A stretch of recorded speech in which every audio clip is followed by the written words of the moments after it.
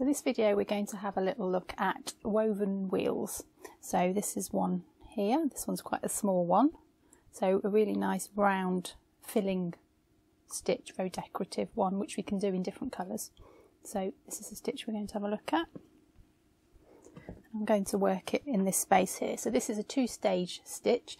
We need to work some bars first, and then we literally are going to weave around the bars. Now because we're weaving, we need an odd number of spokes. If you have an even number, you'll end up going under the same one twice, so odd number of spokes.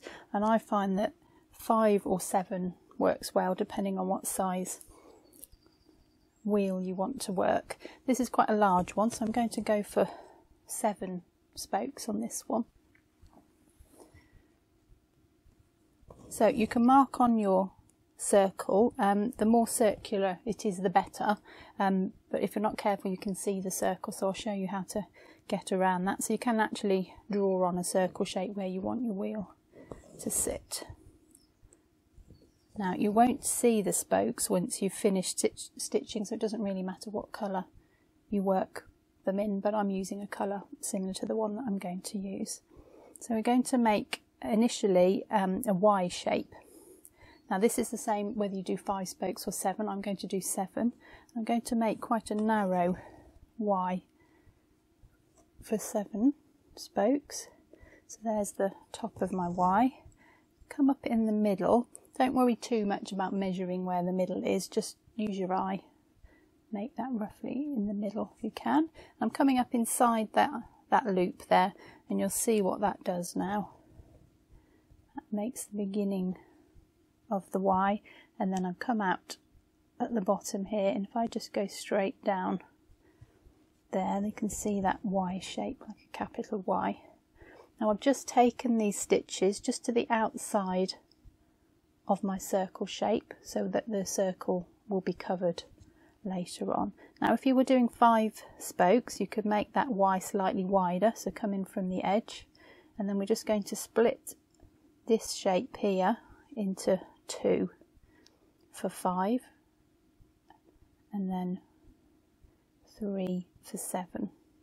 So again you can do that by eye. So one will go there, the second one will go there, and these are as equally spaced as we can get them by eye.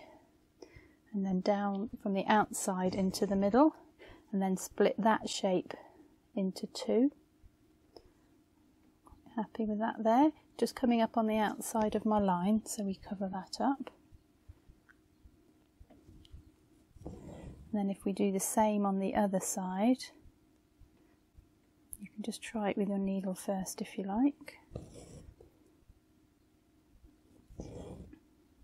And then split that second one there. And then you should find 1, 2, 3, 4, 5, 6, 7. So 5 is the same, but you make your Y wide and you split once, 7, narrow a Y and split this shape twice, and that gives you your 7 spokes. Now you can start to weave with the same colour if you like. So I'm going to come up right near the centre now with this same thread, and we're just going to go over, under, over, under. Doesn't matter which one you start with, so I shall go over this spoke here, under that spoke here. Doesn't matter either whether you go clockwise or anti-clockwise, just go the same way each time. So over that one, under that one, and this is all about tension and how tight you pull it.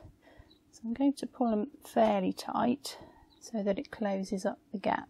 If you pull it too tight, the stitches all bunch up together and it comes up rather than out. You might want that effect, but I'm going to go for a nice even tension on this one. So we've gone under that, we're going to go over this one and under that. So over and under.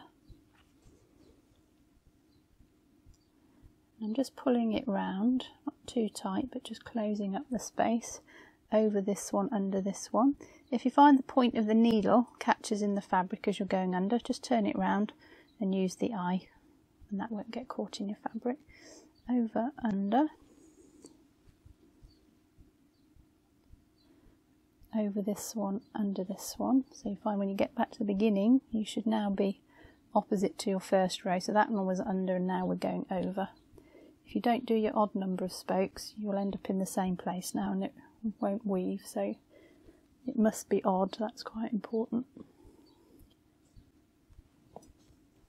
I'm just going around a few at a time just so I can tension it correctly. Under that one, over that, under that.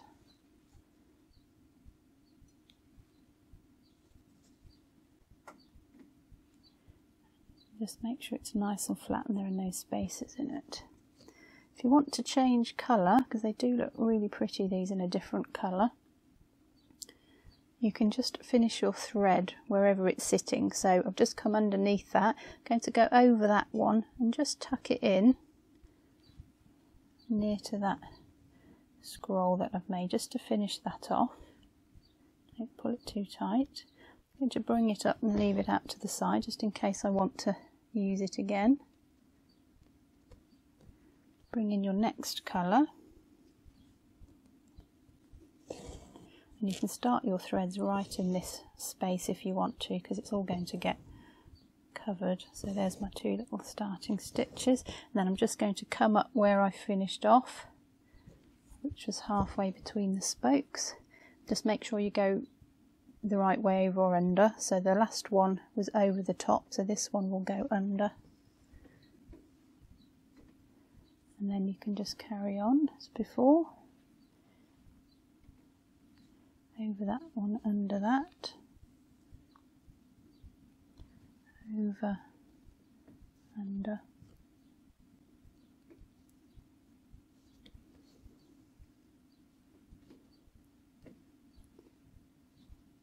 and you can see that nice change of colour.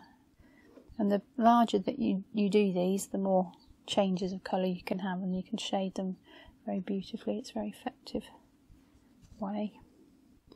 So you just continue around, no different, just watch the tension, a little bit at a time, don't pull them too tight, and continue all the way around, changing colour if you want to, and then I'll show you what to do when you get to the edge.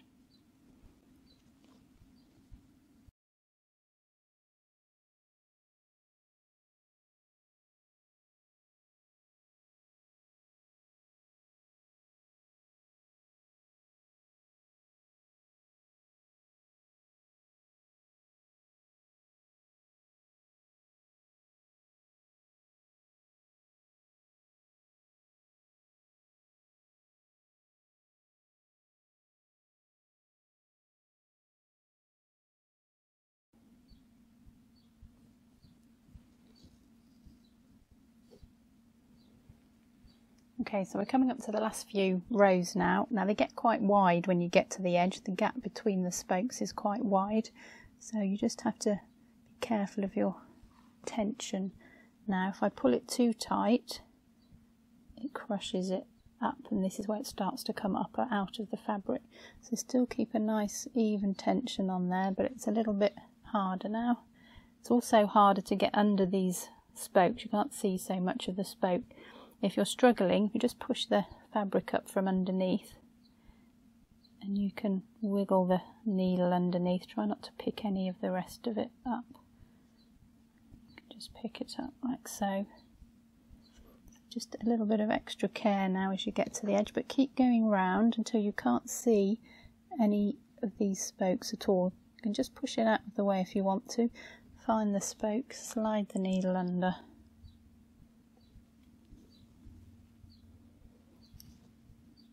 Quite long stitches now, and they can come up over the top if you're not careful.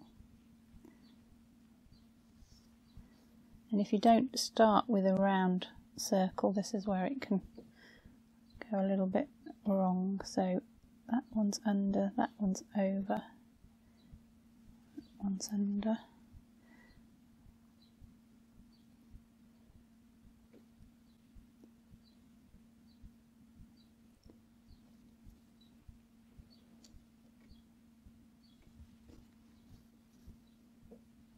Keep going,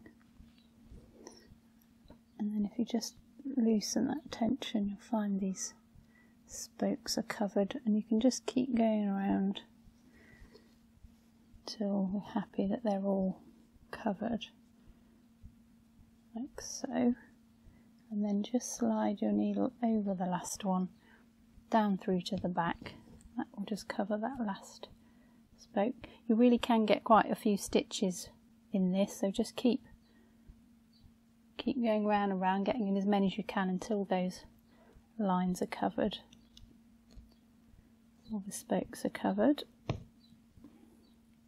And there you have a beautiful woven wheel.